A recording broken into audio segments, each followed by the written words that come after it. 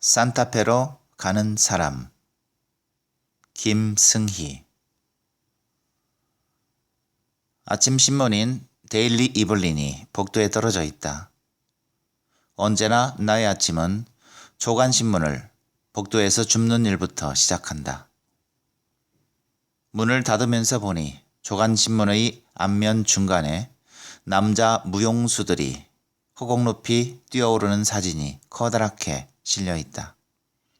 두 팔을 하늘로 치켜들고 머리카락이 새의 기처럼 허공으로 솟구치고 두 다리는 L자로 접혀 허공에 그대로 멈추어 있다. 그 사진 위에는 나는 중이라는 제목이 실려 있다. 남자 무용수들이 발레 수업 시간에 완전한 스윙을 훈련받고 있다. 월요일 오후 헬시홀에서 프랑스와즈 마티네트가 발레 수업의 교수. 날개가 휘파람을 부는 것 같다. 날개가 없으면 날 수가 없다고 말한 사람도 있었고 나는 것이 두렵다고 말한 사람도 있었지만 이렇게 날개 없이 나는 사람들을 보니까 나의 아침에 행복한 휘파람의 사닥다리가 세워지는 것 같은 기분이 든다. 보아라, 어젯밤 중국 식당에서 뽑은 행운의 쿠키 종이에 뭐라고 쓰여 있던? 당신은 지금 유례 없이 성공하려 하고 있다고 쓰여 있지 않던가. 두 다리를 날씬하게 하늘로 접고 황금빛 어깨죽지에서 나비의 힘 같은 가벼움이 솟아오르는 남자 무용수들의 얼굴에서 나는 하염없는 행복과 무게를 뛰어넘는 자의 흘러넘치는 영광을 느끼고 전율한다. 우리는 모두 중력에 굴복하는 무거운 사람들이 아닌가. 도대체 이런 아름다운 예술 사진이 신문 일면의 가운데 실린다는 자체가 얼마나 이블린이 평화스럽고 작은 예술 도시인가를 단적으로 보여주는 예가 된다. 처음 나는 전혀 미국의 이미지답지 않은 이 작은 대학촌 도시의 평화스러움에 놀랐었다. 강물도 다리도 물론 사람들도 나무도 건물도 어찌 그리 평화스러운가. 너무 평화스러운 것이 나에게 충격을 주었다.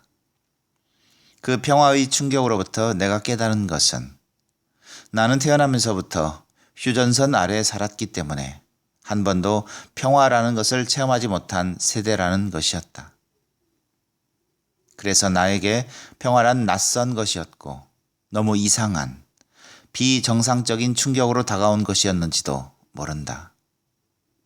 우리의 무의식 깊은 곳에는 휴전선이 있고 그것이 우리의 격한 빨리빨리 행동의 양식, 행복에 대한 죄의식, 날개에 대한 원천봉쇄적 사고를 형성했는지도 모른다.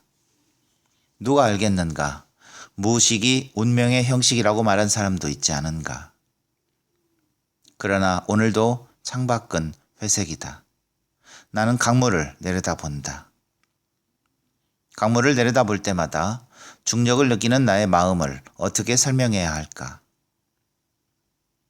어머니 날 낳으실 적에 바람은 가던 길을 멈추고 우리 집 봉창문 밖에서 바람의 딸이 태어나기를 기다렸다.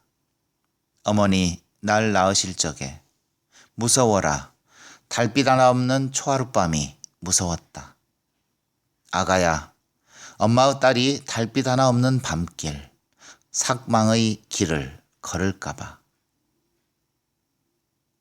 회색의 흐린 강물이 물결을 저으며 흘러가는 것을 유리창을 통해 내려다보고 있으려니 상여꾼의 노랫소리 같기도 하고 강원도 정선이나 혹은 영월같이 첩첩 막힌 벽지에서 구슬 전승되어 오는 민요가락 같기도 한 어두운 노랫소리가 나의 귓가에 들려오는 것 같다. 어디에서 오는가 이 노랫소리는? 하늘에서 오는가? 아니면 내 방 유리창 아래를 흐르는 저 이블린의 강물의 어느 밑바닥에서 웅얼거리며 퍼져나오는가? 어느 때 나는 강물을 보면 떠오르는 그 식구 같기도 하고 정선 아리랑 같기도 한 미녀조의 비탄가가 어디에서 오는가가 궁금하여 강물의 밑바닥을 하염없이 들여다보며 강변에 앉아 시간을 보내기도 했었다.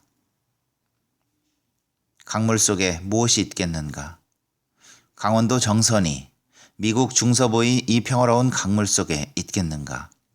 도대체 이 비탄의 노래가 솟구쳐 나오는 근원, 중심, 원천은 어디인가 알기 위해 아침이나 저녁이면 나는 그렇게도 긴 시간을 강변을 산책하며 걸었다. 아, 잡을 수 있는 것은 흔적과 이미지뿐 원천을 발견하지는 못하였다. 강물은 그냥 회색이거나 푸른색이거나 해가 질 때면 타오르는 붉은색이거나 할 뿐이었다. 아가야, 우리는 하나의 콩줄기에 묶인 깍지콩과 같으니 부디 저주하지 말고. 노래는 또 그렇게 이어지고 나는 나의 어머니 정선 아리랑의 안 보이는 원천이자 내 모든 비탄의 근원인 어머니를 잊기 위해 커튼을 닫아버린다.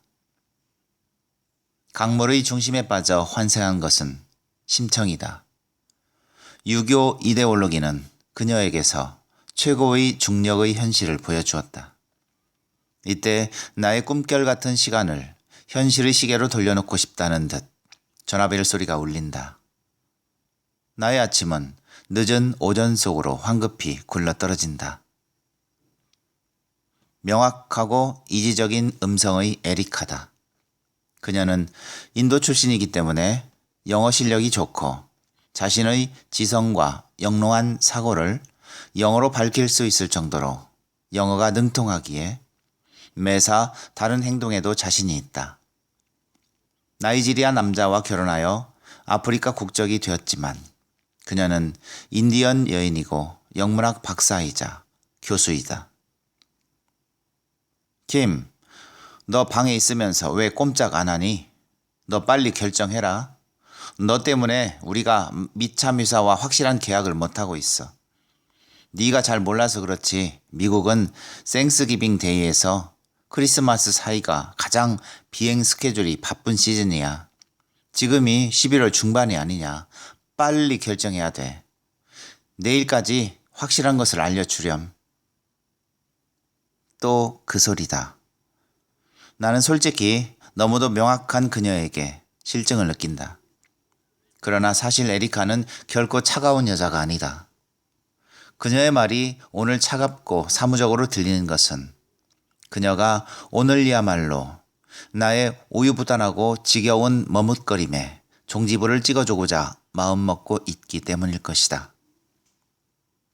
나는 뭐 우유부단하고 싶어 그러는 줄 아니? 매일매일 나는 산타페를 들렀다 갈까, 집으로 갈까를 내 필생의 제목으로 정해놓고 연구하고 있다. 우리는 미국의 작은 도시 이블린의 세계예술가 대회에 석 달간 참가하고 이제 각기 자기 나라로 돌아가려는 참이다. 그런데 여성 시인과 화가들이 몇 명 모여 이블린에서 자기 나라로 그냥 돌아갈 것이 아니라 산타페에 일주일 정도 들렀다가 거기에서 헤어지자는 것이다. 우리는 거의가 제3세계의 여성 예술가들이고 중년의 나이이기 때문에 이번 여행을 무언가 결정적인 다시는 없을 기회로 생각하고 있다. 언젠가 또 우리 생전에 United States of America에서 이런 자유로운 시간을 다시 가지리라고 생각하는 사람은 거의 없다. 집에 돌아가면 누구나 자기 현실 속의 직업인으로, 어머니로, 아내로, 자기 사회의 한 구성원이 되어 다시 자기 나사의 원래 위치로 돌아가 나사 맞추기의 노동을 해야 한다는 것을 잘 알고 있기 때문이리라. 중력의 복종. 그리고 지금은 중력이 거의 없는 희귀한 계절의 마지막 순간들이 아닌가. 그리고 예술가란 언제 어디서나 죽음의 향기를 누구보다도 먼저 맡는 사람들이기 때문에 시간을 향해 무언가 죽음에 항의하는 행동의 기념탑을 세우고 싶어 한다. 하나의 시간이 끝날 때 거기에서 풍겨오는 죽음의 냄새. 모든 끝은 죽음의 예행 연습이고 우리는 누구이든지 간에 죽음의 약혼녀들이다. 죽음이 있기 때문에 우리는 모든 작은 끝을 애도한다. 하다못해 종강 파티, 쫑파티라는 것도 인간이 기본적으로 죽음을 의식하는 동물이기에 거행하는 의식이다. 그래서인지 프로그램의 마지막 날들을 앞두고서는 모두들 조금씩 우울증 비슷하기도 하고 무너져 내리는 환상의 끝에서 경험하는 극심한 허무감 비슷한 것을 앓고 있었다. 그것은 그만큼 이블린에서의 생활이 일상을 떠난 현실 시간이 아닌 가벼움과 날개짓으로 가득 찬 시간이었기 때문이리라. 결코 다시는. 그래서 생각한 것이 산타페였다. 산타페에 무엇이 있는지 그것을 구체적으로 아는 사람은 아무도 없었지만 어느 사진 작가가 산타페의 자연 속에서 누드 사진을 찍었는데 그것이 그렇게 아름답다는 것, 정말 원시라는 것, 20세기의 문명이 오염시키지 않은 순수 원초의 미를 가지고 있다는 것 외에는 아는 것이 아무것도 없다는 것이 우리가 마지막 이별 파티의 장소로 산타페를 택한 유일한 이유였다. 산타페에서의 며칠, 원시의, 근원의, 원색의 시원기를 찾아서, 억압 이전의 삼원색을 찾아서, 나이지리아의 교수인 에리카와 이집트의 작가 모하마드, 한 남자와 2번 결혼하고 2번 이혼하고 혼자 소설을 쓰며 살고 있는 라틴 아메리카의 모니카, 전위 무용가인 케냐에서 온 님페, 비디오 예술가인 핀란드에서 온 파에비, 그리고 나의 친한 친구이자 로마니아에서 온 탁월한 시인인 타타벨라. 이렇게 모여 찬성을 하고 서로 격려하면서 선택한 곳이 산타페였던 것이다. 왜인지는 아무도 모르고 구체적인 이유도 없다. 순수 원초, 자유, 뉴 멕시코, 모든 중간색의 파생 이전의 원색 그 자체. 언제나 11월은 흐리다. 서울의 11월도 안개의 구름으로 흐려서 나는 11월에는 언제나 인생의 안개주의보를 느낀다. 모든 나뭇잎들은 떨어져 자기 집으로 돌아갈 채비를 하고 새들도 어딘지 우리가 알지 못할 자기 집으로 돌아갈 준비를 하고 뱀들, 다람쥐, 나비, 잠자리 그것들은 이미 우리가 모르는 자기 집을 예비해 놓고 어디론가 돌아갔고 돌아가려 하고 있다. 나도 어딘가. 나의 집으로 돌아가야 하지 않는가. 산타페로 가는 것에 내가 동의도 안 하고 완전한 거부도 안 하고 어정쩡한 머뭇거림을 계속하고 있는 것은 바로 이 11월 때문이다. 11월의 안개주의보는 나에게 말한다. 11월은 길을 묻는 계절이 아니라 집으로, 어느 회색의 길 끝에 있는 집으로 돌아가는 귀소의 계절이라고. 집이라니, 집으로. 어제도 보증보험회사에서 전화가 왔다. 12월 7일까지 부채를 상환 안 하면 집 달리를 보내 집을 차압한다는 마지막 경고장을 어제 발송했다고 하더라. 그러니 네가 빨리 귀국하여 그 전에 얼굴이라도 보험회사에 비치고 연기를 탄원하면 또다시 봐줄는지 모르겠다만 지금으로 봐서는 12월 7일 날 차압 들어오는 것은 사실 같다. 내가 무슨 죄가 많아 너에게 지금 이 말을 하는 것인지 모르겠다만 핏줄이 원순이 어떡하겠냐. 네가 우리 집안 장년이 집안의 모든 손재수를 한 몸으로 맡고 너야 아버지 덕에 박사 공부까지 했고. 아무튼 12월 7일 전에 무슨 조처를 해야 하는데 이 추위에 어린 것을 데리고 길바닥에 나올 수는 없지 않느냐. 에미는 아무 힘이 없어 태평양 건너 네 얼굴만 바라본다. 동기간에 보증 서는 것이야 인지상정이니 너무 주저 말고. 바로 며칠 전 이런 편지를 어머니에게서 받은 것이다. 세상에 동생이라는 인물이 다방 하나를 인수하고 5천만 원 은행 융자를 받을 때 보증을 서준 것이 나에게 2년간 파우스트를 따라다니는 메피스토의 저주처럼 나를 따라다니고 있는 것이다. 나의 동생이라는 인물은 다방 뒷방에서부터 나오다가 나를 보더니 부시시 웃으며 미국 가기 전에 은행 융자건 해결해주고 가야지 어떡하느냐고 오히려 나를 나무란다.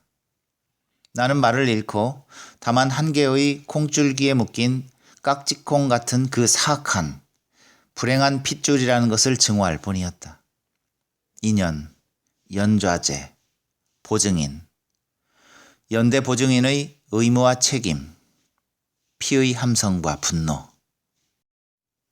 누가 누구를 보증설 수 있으며 누가 누구에게 보증이 된다는 발상 자체가 나에게는 무의미했기에 유언과도 같은 에미의 마지막 간청이라는 엄마의 말을 받아들여 보증보험 회사에 동생과 같이 가서 창구 앞에 서 있다가 보험회사 직원의 부증인은 여기저기 저기에 도장을 찍으세요 라는 상냥하기 짝이 없는 지시에 따라 몇 군데 도장을 찍은 죄밖에 나에게는 아무 책임도 없었다. 사실을 말하자면 이 세상에서 내가, 우리 가족이 가장 보증할 수 없는 인간이 있다면 바로 그라는 인물이었다.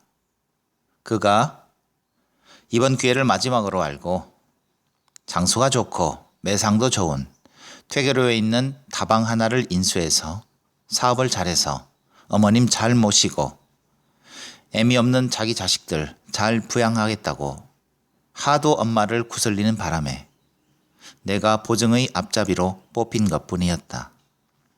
내가 어떻게든 그 싫은 의무에서 벗어나려고 도망칠 궁리를 하고 있을 때 나는 저승에 계신 아버지의 음성을 꿈에 들었다. 타나, 내 딸아, 너는 얼마나 강한가? 오직 그 말 한마디뿐이었지만 나는 주술에 걸린 듯이 아버지가 바라는 강한 딸이, 어려서부터 신동 소리를 듣던 아버지의 자랑스러운 딸이 다시 되기 위해 다음날 이른 아침 세종로에 있는 보증보험회사로 동생과 함께 걸어 들어갔던 것이다. 보증인이 된다는 것에 대한 심리적 실감이 전혀 없었기에 나는 그저 도장 3번 찍는 기억밖에 아무런 책임감을 느끼지 못했다. 그가 융자금에 대한 이자가 밀려 다달이 나에게 이자 독촉이 오고 원금 상환 독촉이 나에게 날아 들어올 때도 원금 상환을 더 이상 미루면 나의 집을 차압한다고 계고장이 나에게 올 때도 나에게는 보증인의 위치에 대한 심각한 각성이 없었다. 엄연히 돈 쓴 사람이 따로 있고 그 돈으로 운영하는 다방이 있는데 왜 나의 집을 차압하겠느냐는 원론적인 도덕적 분개 때문에 나는 보증보험회사의 계고장을 무시해버렸다. 자본주의 사회의 기초 지식이 나에게는 결여되었다고 봐야 하리라. 워낙 기초 지식이 없는 사람은 때때로 그렇게 용감하고 오만할 수 있다. 그 집은 남편이 나에게 남긴 유일한 유산이고 나와 2 아들이 살아야 할 마지막 공간이기 때문에 차압, 경매 따위의 단어들이 너무나 웃기게 느껴질 뿐이었다. 참 웃겨. 감히 누가 이 집을 하는 나의 심리적 절대주의가 모든 현실적 진행을 비현실적인 것으로 얕잡아 보게 만든 것이다. 다방은 손님도 없을 뿐더러 동생의 이름으로 계약된 것도 아니고 우리 가족은 생판 듣지도 못한 어느 여자의 이름으로 계약된 것이어서 이 융자금 상환과는 아무 관계가 없다는 것이 밝혀졌을 때가 내가 미국으로 떠나기 사흘 전이었다. 이제 이 문제는 엄마가 책임지세요. 나는 더 이상 모르겠으니까 지난번 원금 상환도 내가 온갖 고생 다 해서 일부 갚았으니까 이제 나머지는 좀 제발 그 새끼하고 알아서 해요. 아, 지겨워. 내가 이 집안의 종신 노예인가? 남들은 출가 외인이라고 시집간 딸은 아무튼 지겨우니까 다 내 앞에서 꺼져버려요.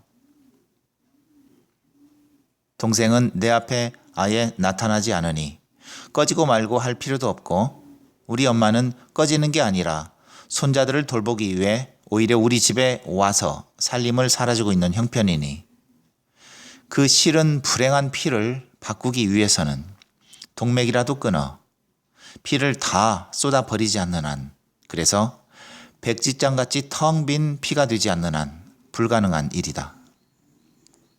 아, 이블린의 강물에서 들려오는 정선 아리랑. 그 흐리고 침울한 어둠의 노래. 단종이 어린 새잡이와 함께 귀양 와서 일천날, 일천밤을 울고 울다가 목소리를 잃어버려 소리가 나오지 못하였다는 영월. 그래서 정선 아리랑에는 억장이 무너지는 숙명의 먹구름이 끼어 있는가. 나는 아리랑 중에서는 정선 아리랑을 가장 좋아한다. 뭐랄까, 밀양 아리랑은 정서 부족이고 진도 아리랑은 정서는 있으나 너무 청량하다. 너무 맑게 햇빛이 찰랑인다. 11월의 하늘에는 정선 아리랑의 아라리가 어둡고 서사적으로 잠겨있다. 노크 소리가 급하게 들리더니 타타넬라가 화장까지 화려하게 한 모습으로 들어온다. 까만 가죽 재킷에 내가 준 빨간 실크 블라우스에 까만 가죽 바지를 받쳐 입은 모습이 잠옷 생기있고 야성적이다. 예, 너는 오늘 왜 꼼짝을 안 하니? 나 지금 대학교에 가다가 뉴스 듣고 들어왔어. 너희 나라에 무슨 일 있나 봐. 노스코리아가 휴전선 근처에서 수천 명의 군사들을 이동시키고 있다는 거야. 아주 젊은 대학생 또래의 군인들인데 모두 머리카락을 깎았다는구나. 머리 깎은 군인들은 무섭지 않니? 일본 가미카제 군인들이 자신의 신인 천황을 위해 죽기를 결심할 때 머리를 깎는 거 아냐? 동양의 스님들이 부처가 되기 위해 산으로 들어갈 때 머리를 깎는 것이고 노스코리아의 움직임이 심상치 않으니 너희 나라에 전화를 해봐. 나도 그것밖에 모르니까 수업 갔다 와서 다시 올게. 참, 너는 안 나가니? 나 오늘 움직이기 싫어. 패널 시간에는 가야지. 타타넬라는 노스코리아에 깊은 관심을 가지고 있다.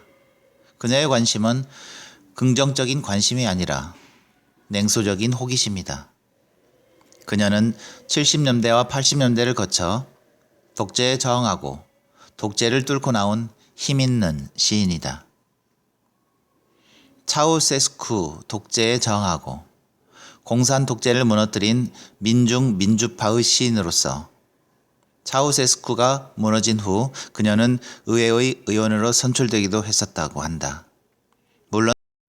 물론 투표를 통해서 4년 임기가 끝나고 이제는 그녀의 남편이 의회에 들어가고 그녀는 시를 쓰며 출판사의 편집 주간으로 나가고 있다. 그녀의 노스코리아에 대한 관심은 차우세스쿠에 대한 증오와 관련된 것이다. 차우세스쿠는 자신의 권력 유지에 위기를 느낄 때마다 노스코리아를 찾아가 김일성으로부터 독재 유지 통치 기술을 한 가지씩 배워왔다는 것을 루마니아 사람이면 누구나 알고 있다는 것이다. 그런데 북한의 움직임은 무엇을 의도하는 것일까? 남한 정부는 이것에 대해 어떤 반응을 보일까? 3공화국이나 5공화국 때 같으면 이만한 북한의 움직임만 가지고도 전국에 비상계엄령이 내렸으리라. 전쟁, 동란, 38선, 사변, 동족상잔. 우리의 상상력은 이런 식의 위기 상황에 대해 너무도 도식적인 연상의 그물망을 가지고 있다. 대체 무슨 일이? 나는 급한 생각에 TV를 켜고 CNN을 찾았다. 마침 CNN의 화면은 금강산인지 휴전선 부근의 희미한 산이 보이고 무언가 희뿌연 행렬이 움직이는 것을 보여주는데 뉴스 진행자의 너무 빠른 영어를 정확하게 알아듣지 못하니 그것은 사건이라기보다는 하나의 이미지로만 멍멍하게 다가올 뿐이다. 그것이 지금 여기 있는 나와 서울에 살고 있는 나의 두 아들에게 무슨 의미가 있는지 전혀 실감으로 다가오지가 않았다. 그것은 단지 CNN이 제공하는 이미지였다. 세상의 어느 누구도 CNN의 눈을 피할 수는 없고 그 나라 정부도 모르는 일을 CNN은 누구보다도 빨리 알고 있으며 그래서 CNN은 지구 위의 가장 큰 정부라고 말하지 않는가. 정부와 사회에서는 모든 정보가 파편화되고 모든 사건이 이미지화되어서 삶 그 자체가 가지는 절박한 아픔이나 사건 그 자체가 가지는 무거움이 감소된다고 말하는 것은 확실히 사실이다. 그래서 역사도 영상이 되고 전쟁이나 학살 같은 끔찍한 사건도 하나의 화면이 된다. 화면은 또한 연속적인 인과관계의 의미론적 사슬을 갖는 것이 아니고 편집의 불연속성을 갖는 것이기 때문에 우리는 하나의 이미지와 다음 이미지 사이에 논리적 인과관계를 가질 수 없다. 그래서 정부와 사회의 사람들은 필연적으로 표면 위의 삶을 살 수밖에 없으며 삶의 단편밖에 가지지 못하고 가볍고 부유하는 삶을 살 수밖에 없게 된다. 걸프 전쟁 때 우리는 보지 않았는가? 미국과 연합군의 바그다드 공습 때 전 세계인이 숨을 죽이고 관람하는 것은 한 나라의 비극적 운명, 거기 사는 사람들이 처절한 운명과 무서운 권력 투쟁에 대한 끔찍한 전율을 반성이 아니라 새로운 무기에 대한 호기심과 전쟁 영화 촬영을 보는 것 같은 구경 심리뿐이 아니었는가. 미국은 그 영화를 제작하고 감독 촬영했고 헐리우드판 대형 전쟁 영화는 전 세계에 위성방송을 통해 즉각 동시 생방송되었다. 그것이 정부와 사회의 생의 양식이다. 전쟁도 이미지가 되고 인간의 죽음, 전쟁의 참상 등은 실체성을 잃고 간접화되어 전달된다. 그러므로 이 정부와 사회 속에서는 아무것도 무겁지가 않다. 모든 것이 가볍다. CNN이 북한의 움직임을 계속 보도하지 않는 걸 보면 심각할 것이 없다는 이야기다. 오늘 밤 위성 방송으로 KBS를 봐야겠다. 이블린에는 밤 10시 반에 한국 KBS의 위성 방송이 나온다. 1월이라는 KBS 연속극도 한다. 우리의 머리 위에는 정보 위성이 떠 있으니 항상 조심해야 한다. 또한 그 덕분에 북한의 움직임에 대한 걱정을 잊을 수 있으니 고마운 정보 위성이기도 하다. 느릿느릿 오후밥을 챙겨 먹고 나는 대학으로 간다. 오늘 오후엔 타타넬라를 포함한 공산권에서 온 작가들과 독재를 경험했던 나라의 작가들이 검열, 자기 검열이라는 제목으로 패널 디스커션을 한다. 이것이 우리 프로그램의 마지막 공식 토론이다. 케냐에서 온 전위 무용가인 님페는 독재가 한창 심할 땐 그녀가 빨간 끈으로 머리를 묶고 맨발로 거리를 걷는 것 자체를 저항행위로 판단해 감시당했고, 방글라데시의 시인이 과거 자기 나라의 독재 정부는 남자의 머리카락이 긴 것을 반정부 행위로 판단해 길에서 경찰들이 가위를 들고 머리를 깎았다는 이야기를 했다. 모두들 배꼽을 쥐고 웃었으나 나는 삼공 당시 우리 대학 시절의 장발 단속이 생각나 쓴 웃음이 나왔다. 후에 나의 남편이 된 운이 유학시험 준비로 시간이 없어 머리를 못 깎고 다니다가 신촌에서 장발 단속반에 딱 걸려 마포경찰서에 하루 구금되었던 생각이 났다. 운은 나에게 아들 둘과 집 한 채를 남기고 먼저 갔다. 교수 생활 20년의 과로사. 얼마나 무거움에 시달렸으면 그렇게 가볍게 갈 수 있는가. 마지막 차례로 타타넬라가 나와 흥분된 목소리로 차우세스쿠 당시의 정부의 검열과 그런 공권력의 검열에 시달리다 보니까 어느 때부터인지 자기가 자기를 검열하는 자기 검열이 자기도 모르게 시작되었고 항상 안전선을 찾다 보니까 수사학이 발전되어 그때의 문학이 할 말을 모조리 짓거리는 요즘의 로마니아 문학보다 더 좋았었다는 말을 했다. 그녀는 전체주의 사회의 제도권적인 검열은 작가를 안전선 안에 가두는 비인간화를 저질 뿐만 아니라 위험한 것과 타협하는 협정선을 개인에게 준다는 의미에서 가장 비열한 미끼라고 말하고 정부의 검열관의 시선을 자기 내부에 갖게 되었을 때 그녀는 심각하게 자살을 고려했었다고 고백했다. 검열당하는 자는 검열관을 닮고 억압당하는 자는 억압하는 자를 닮는다. 그녀는 가택수색의 위험에 항상 노출되어 있어서 자신의 시를 이모집 지하실의 양파 자루 속에 숨겨놓았었고 그래서 자신의 시에서는 양파 냄새가 난다고 웃으며 말했다. 양파 냄새는 그녀의 안전선이었던 것이다. 검열당하는 자가 검열관을 닮는다는 것이 진실이라면 우리는 얼마나 휴전선을 닮아 있을까? 휴전은 전쟁이 끝난 것이 아니다. 백록담은 휴화산인가 사화산인가? 휴화산 아래 사는 사람은 화산 없는 마을에 사는 사람과 또 사화산 아래 사는 사람과 근본적으로 다른 운명의 형식을 가지고 있으리라. 안정된 평화가 항상 나에게 낯설고 미래에 대한 확신을 한 번도 갖지 못한 것도 혹시 휴전선 증후군이 아닐까.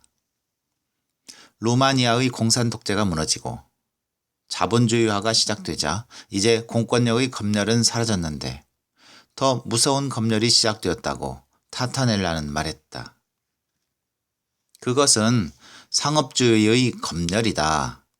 공산 독재 아래서 우리가 이데올로기 검열관과 함께 일했다면 이제 자유 루마니아에서는 우리는 상업주의의 검열관과 함께 일해야 한다. 상업주의 검열관이 내 안에 들어와 살면서부터 자기 검열이 또 시작되었다. 이 책이 팔릴 것인가 말 것인가 하는. 나는 여전히 행복하지 않다. 안전성과 휴전선은 누구에게도 있는 것인가? 정말 타타넬라는 지성적이고 강력하며 흑백이 분명한 발언을 잘한다. 그녀는 자신이 무엇을 원하는가를 알고 있고 자신의 정열을 실천할 줄 아는 여자다.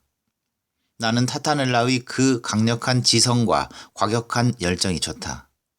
나도 그녀처럼 분명하고 싶다.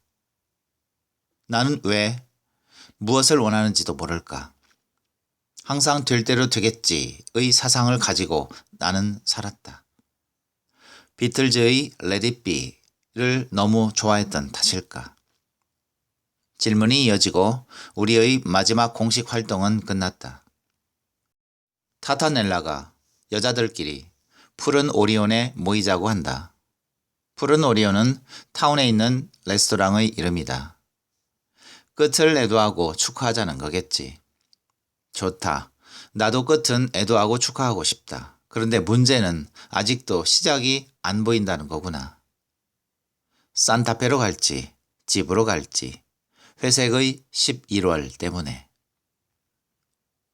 푸른 오리온에 앉았을 때 타타넬라는 가죽 재킷을 벗고 먼저 담배를 피우기 시작한다. 빨간 실크 블라우스가 푸른 오리온의 푸른 조명과 어울려 아주 강인하게 보인다. 아침에 조간신문에서 보았던 남자 무용수들의 나는 모습에서 느꼈던 강력한 날개죽기의 힘과 중력을 거부하는 탄력을 나는 그녀에게서 느낀다. 그 빨간 실크 블라우스는 그녀가 워낙 좋아한다고 조르기도 했지만 내가 진정으로 그녀에게 미안해서 준 것이다. 우리가 처음 이블린에 왔을 때 우리가 서로를 아직 잘 모르고 있을 때였는데 그녀는 내가 한국에서 온 사람인 것을 알자 모든 사람이 다 있는 데서 물론 사우스 코리아겠지? 하더니 북한에 대한 비판을 늘어놓기 시작하는 것이었다. 그녀가 아는 소설가가 있는데 그는 중국 여행을 간 김에 북한을 여행하고 싶어 공식적 외교 루트를 통해 허가를 받고 북한에 갔다. 호텔에 며칠을 묵었는데 어느 날 아침 무심코 그 전날 쇼핑한 신발이 눈에 띄어 마침 방에 있던 신문지로 그것을 싸놓았다. 그런데 몇 분 후 노크 소리가 들리고 누군가가 방 안에 들어와 그를 연행해 갔다. 어느 어두운 방에 갇혀 그는 영문도 모르고 취조를 받는데 왜 신문지로 신발을 싸놓았느냐는 것이었다. 왜 신문지로 무엇을 싸면 안 되는가? 우리는 신문지로 먹던 밥을 덮어놓을 수도 있고 개똥을 치울 수도 있고 누군가 길바닥에 토해놓은 것을 덮어놓을 수도 있다. 왜 그것이 문제인가? 그는 그동안 자신의 방 안에서의 행동조차 낱낱이 감시당하고 있었음을 알았고 공포와 불안으로 하룻밤 사이에 백발이 되어 있었다. 왜 신문지로 무엇을 싸놓으면 안 되는가? 그는 그것을 이해하지 못한 채로 하룻밤의 지옥을 보내고 다음날 자기 대사관의 도움으로 풀려나게 되었다. 하룻밤 사이에 백발로 변한 그는 환한 햇빛 아래서 대사관 직원에게 물었다. 왜 여기서는 신문지로 무엇을 싸놓으면 안 되는가? 그것은 신문이 홀리페이퍼이기 때문이라는 것이었다. 왜 그것이 홀리페이퍼인가? 모든 사람의 시선이 타타넬라의 입에 모아졌다.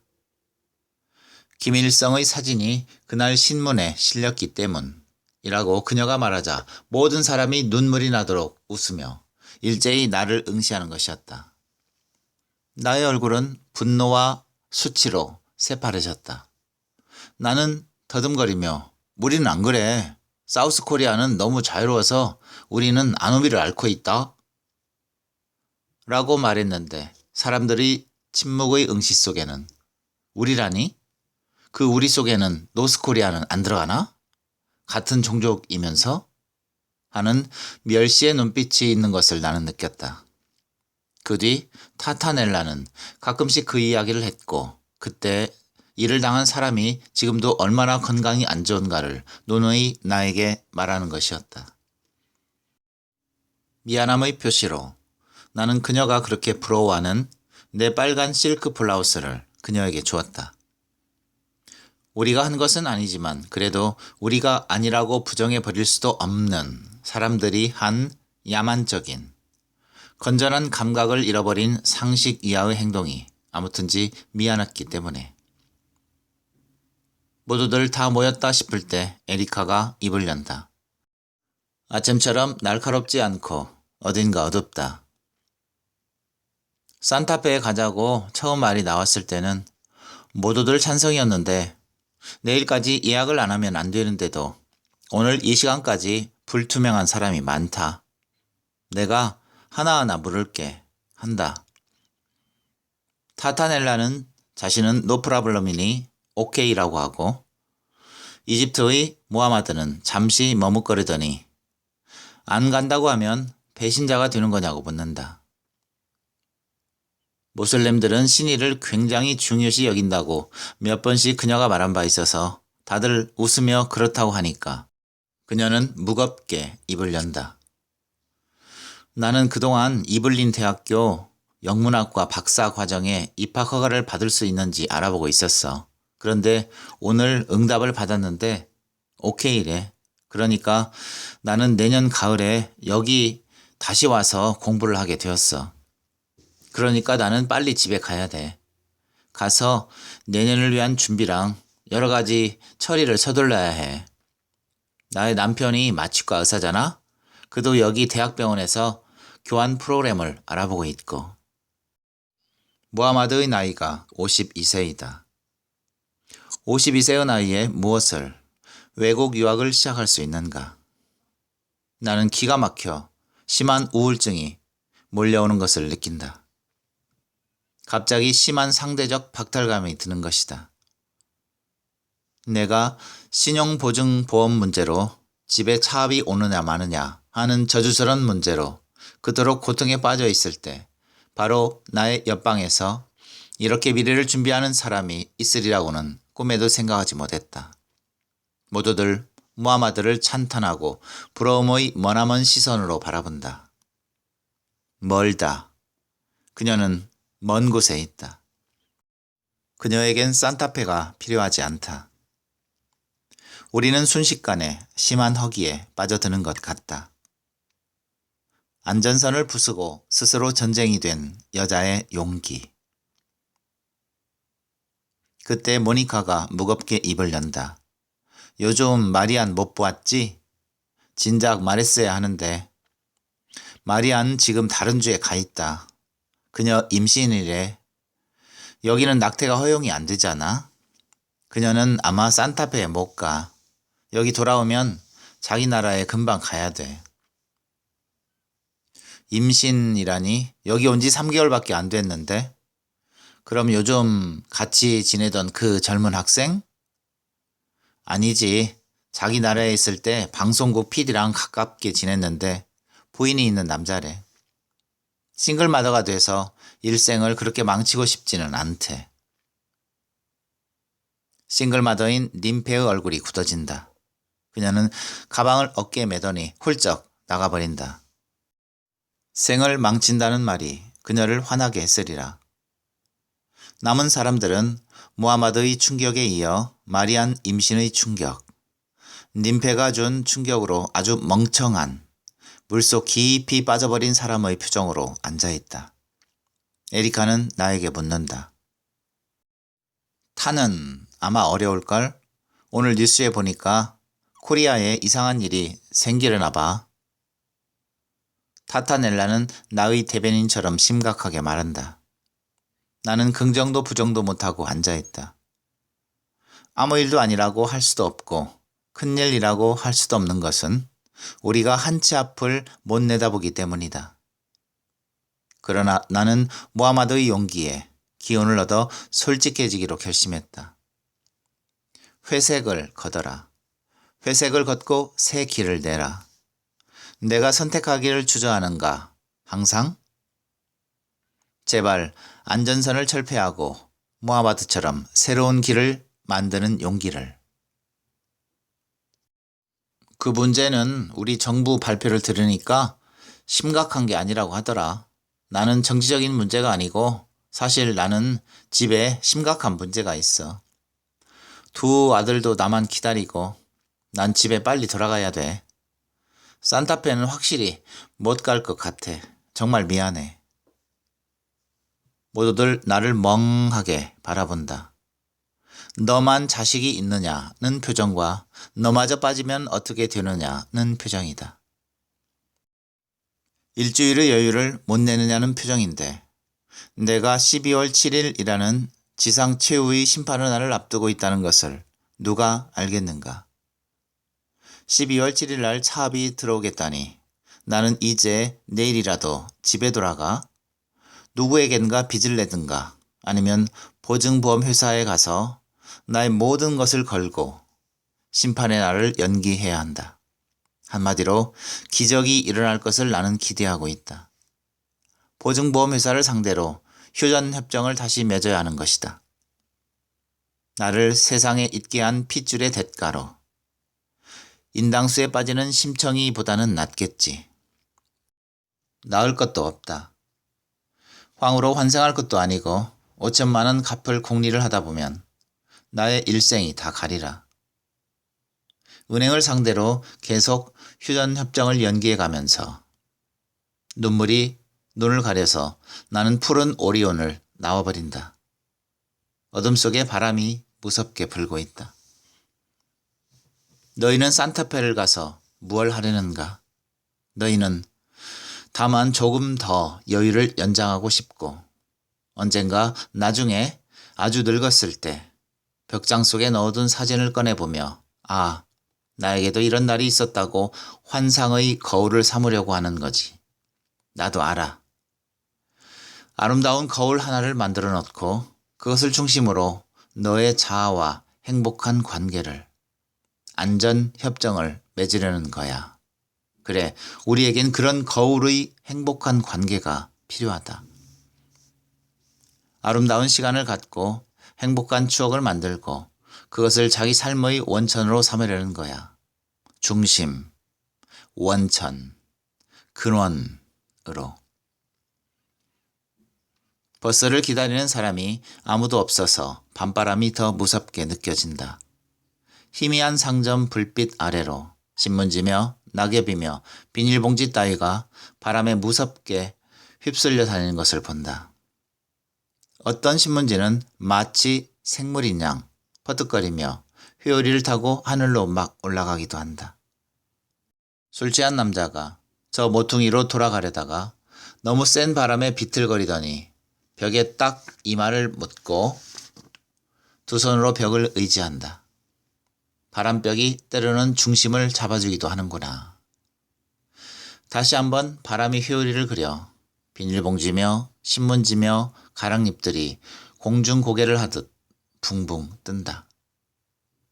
나는 아침 신문의 남자 무용수의 나는 모습을 회상하고 그것이 아름다웠던 것은 중력과 싸우는 힘을 스스로 가지고 있기 때문이라는 것을 안다. 중력. 추운 바람이 다시 한번 무시무시하게 불어와 나를 쓰러뜨리려고 한다. 나는 반사적으로 가로등 옆의 가로수 몸을 붙인다. 따뜻하다. 뿔이 있는 것은 결코 완전히 흔들리지는 않는다.